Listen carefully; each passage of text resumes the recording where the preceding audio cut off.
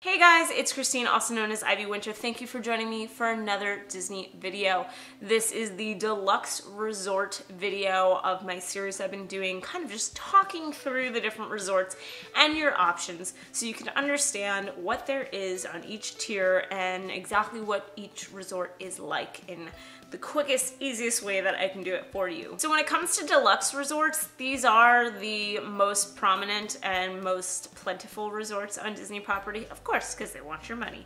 But also, these resorts are just the more home away from home, big rooms, nice amenities, really great resorts if you're gonna spend more time at the resort and don't just need a roof over your head.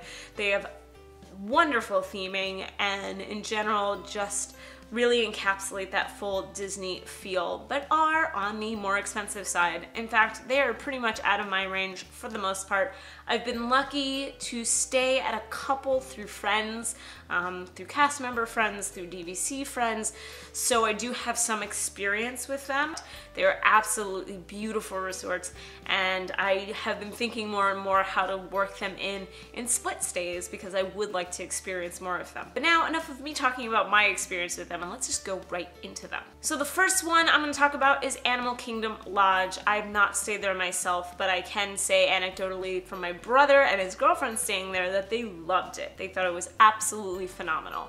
It does have some of the best theming that I've seen of Disney resorts, at least from, you know, photos, videos, and all of that, because like I said, I haven't been there. But this is your animal lovers resort. It has a huge savannah where you can view animals day and night. They even have safari tours at the resort where you're driving through. You can get rooms that look over the savannah so you can enjoy your morning coffee and stare at giraffes if you want to.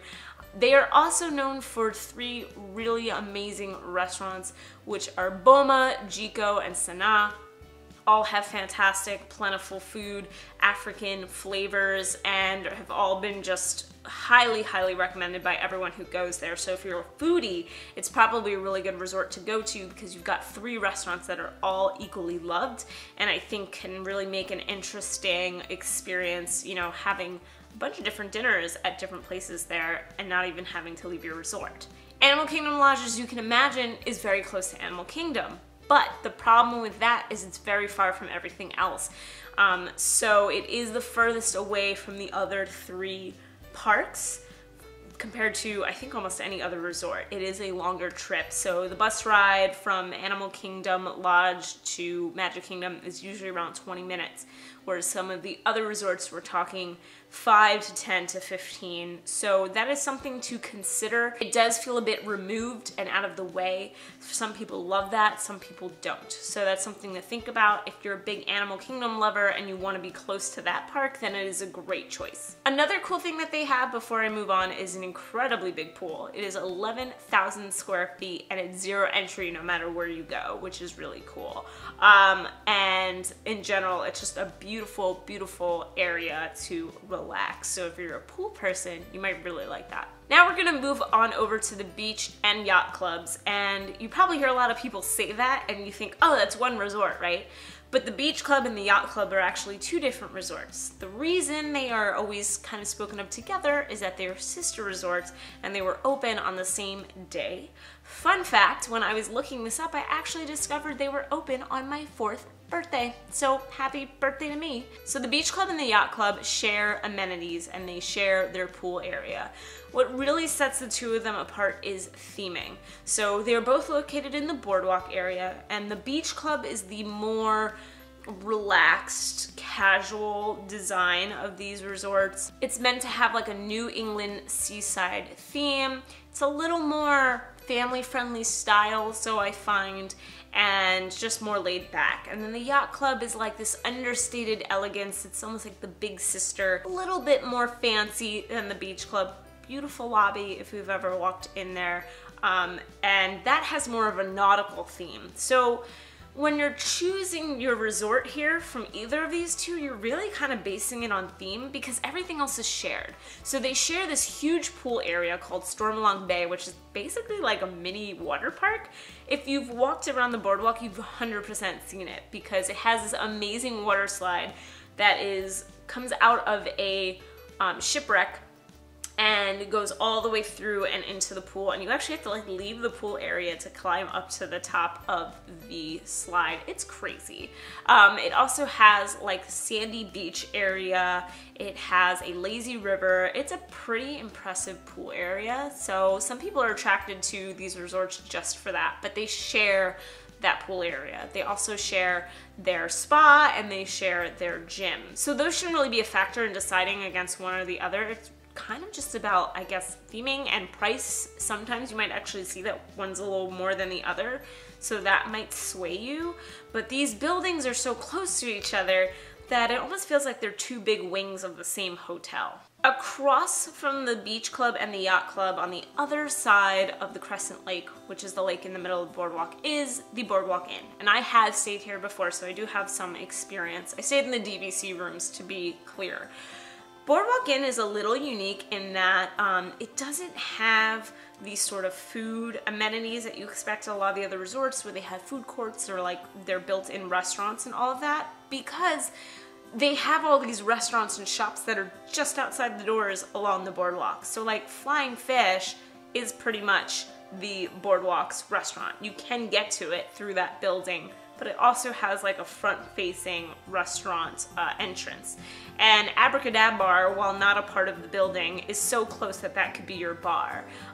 There's a sundries shop that is the gift shop for the boardwalk. So if you send items from the park to the boardwalk, that's where you actually go. But again, you walk out to the storefront, which is on the boardwalk. So it's just a little bit different because it feels like everything's a little more spread out, because it is.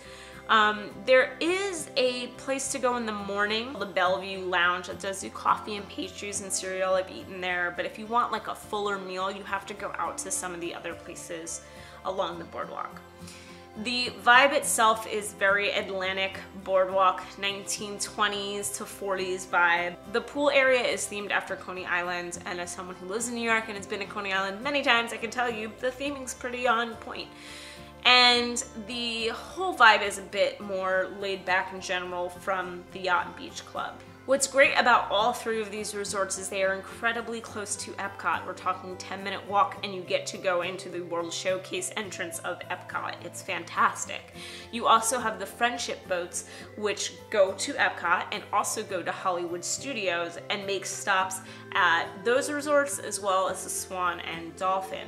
You can also walk to Hollywood Studios from all of those resorts. It's a longer walk. I'd put it about 20 to 25 minutes, but if it's not too hot out and it's nice weather, I highly recommend that walk. You basically go along the water where the Friendship boats go, and that's really nice as well. So you have a lot of ways to get to both parks without being reliant on buses or other kinds of transportation, which is really, really nice. If there's ever a problem or things seem to be late, you can just walk on over. All right, we're gonna move away from the boardwalk into the 3 monorail resorts. The first I'm gonna talk about is the Contemporary. It was one of 2 resorts that were opened when Magic Kingdom was open, the other one being the Polynesian. The Contemporary has that very 1960s, 70s vibe of what the future would look like. Obviously now we know it's a little bit different, but if you like that kind of theming, then this might be for you. They are very well known for having these beautiful, amazing balcony rooms that are also really expensive, not gonna lie, but you can get amazing views of the Magic Kingdom, Seven Seas Lagoon, the other resorts. Sometimes you're lucky enough to be facing towards the fireworks. So those are very coveted rooms and are very expensive, but probably worth it if that's what you're looking for. Also, the Contemporary is so neat because the monorail goes through the actual atrium, which makes it so unique compared to a lot of the other resorts. As far as amenities go, like many of the other deluxes, you know, they do have a gym, they do have a lot of shops and restaurants. They have California Grill, which happens to be one of my favorite restaurants. Another great location to catch the fireworks because it's all the way up and has these awesome walkways that you can go out to get a different angle of Happily Ever After. They also have access to the water if you are into that kind of thing and want to rent a jet ski or want to go parasailing, which is also something that I did. It's right out on the docks behind the Contemporary, so there's a lot of other cool stuff that you can do if you like that kind of activity stuff.